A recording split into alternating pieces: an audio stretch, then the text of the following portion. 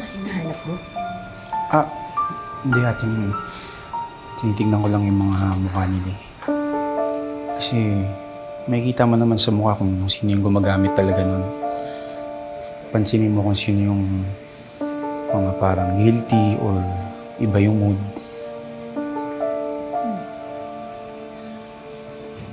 Hindi kaya si ano yun, Ate Ning? Hindi. Kasi, di ba, nitong mga nakarang araw parang iba yung inaasta niya. Huwag ka magbintang ng ganyan. Mabuting tao yan. Chill, joke lang. Ikaw naman, di ka mabiro. Bintang, sino-sino.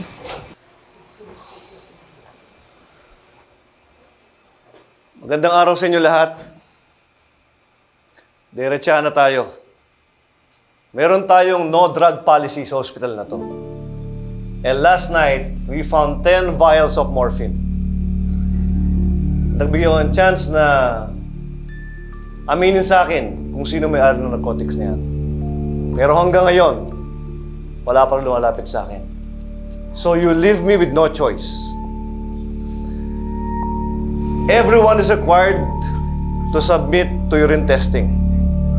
Doon natin malalaman kung sino ang gumagamit sa inyo ng morphine. Excuse me. Doc. Kailangan daw po ako sa ICU, may emergency. I need to go now. Okay. Excuse me. Dr. Javier, Yes. saan ka pupunta?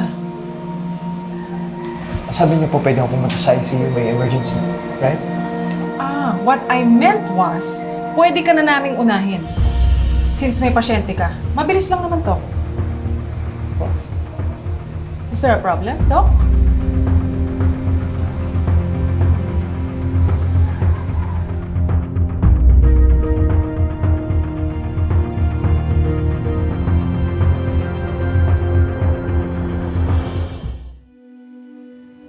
Next po. Next po.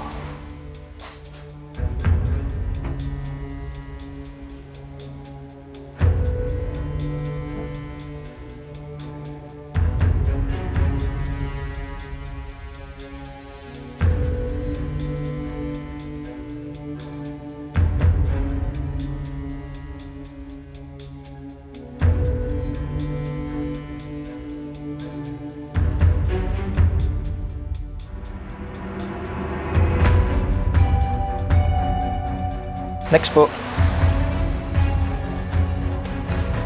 Next po.